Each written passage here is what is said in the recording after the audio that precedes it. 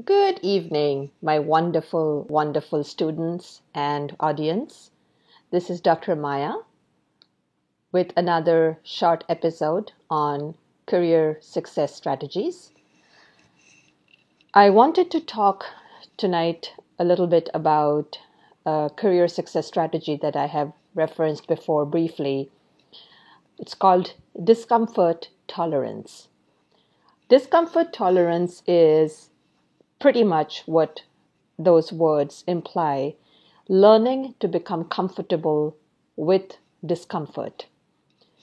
Whenever we are trying something new, going out of our comfort zones, our primitive mind, whose job is to keep us physically safe and alive, might pipe up to say that it is important not to take a risk, not to stick our necks out, and not create trouble.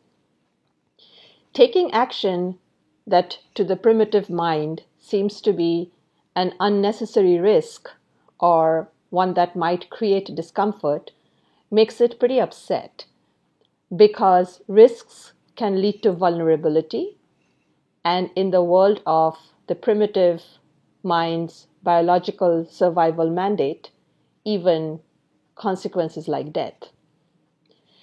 As professionals in the 21st century work world, however, and knowing what we know about how the primitive mind and the reasoning mind works, it is extremely important for us to understand that what the primitive mind deems to be a quote-unquote risk is often overblown and out of proportion. It's not a fault of the primitive mind to be hesitant about taking risks.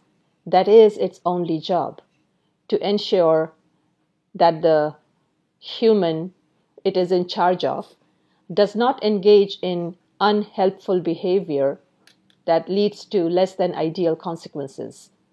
For example, being curious about whether a tiger is a friendly creature and ending up being dinner.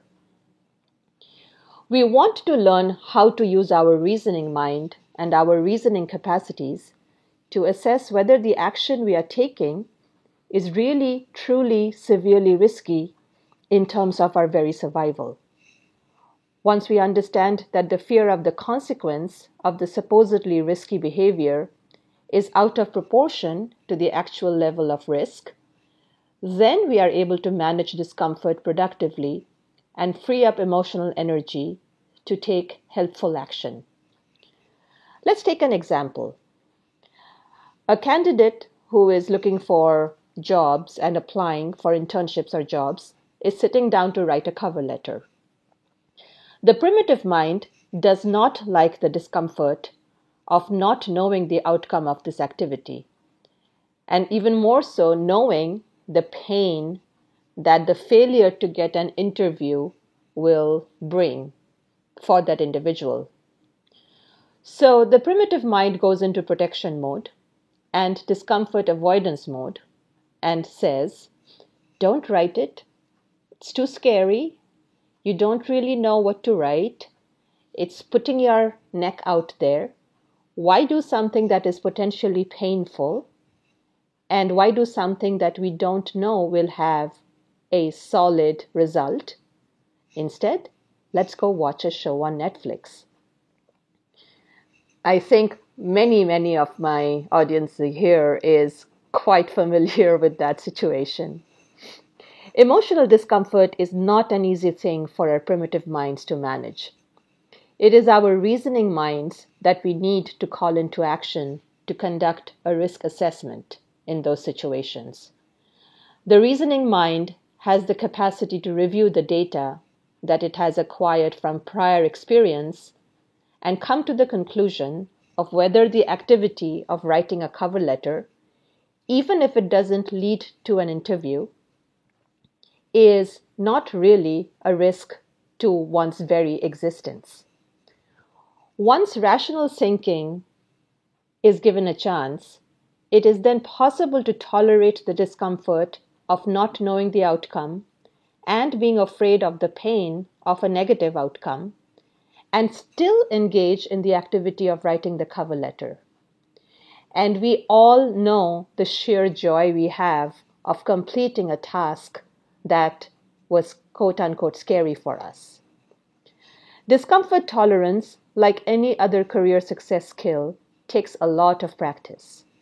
We want to be careful and gentle when practicing putting ourselves in situations of discomfort and completing tasks that make us uncomfortable or fearful.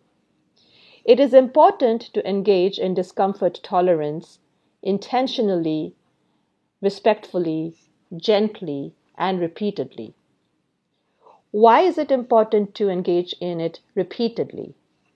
This is because when we take an action that is uncomfortable, for example, writing and submitting a cover letter, sending off an email to a person we are not very close to, or shiver conducting a phone call with somebody we don't know. And despite engaging in those actions, the sky doesn't fall. We then grow in self-confidence simply from having engaged in that challenging, uncomfortable task. That experience then gives us the courage to do it again, and eventually with greater levels of intensity. For example, sending off 2 or even 3 cover letters in one day, when perhaps 2 weeks ago it would take us 3 days to write one cover letter.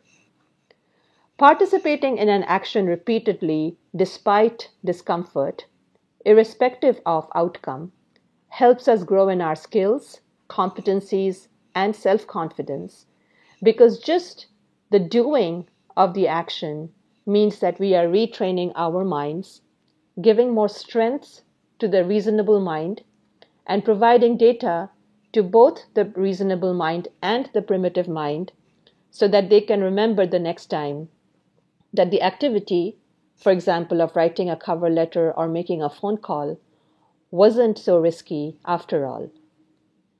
Discomfort tolerance training is key to academic and career success because it is the way we can face barriers, motivate ourselves, take action, and keep moving forward towards achieving our goals.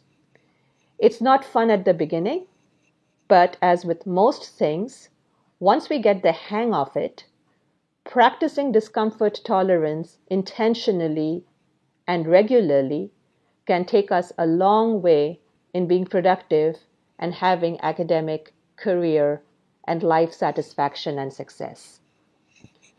I hope you enjoyed this little discussion on discomfort tolerance training. If you like my audios and videos, please subscribe to my YouTube channel at Alka Devika, ALKADEVIKA. Also leave comments, and I will be back with another discussion very soon. Have a wonderful evening, my students and colleagues and friends. Be well, be blessed, and be good to yourselves. Good night.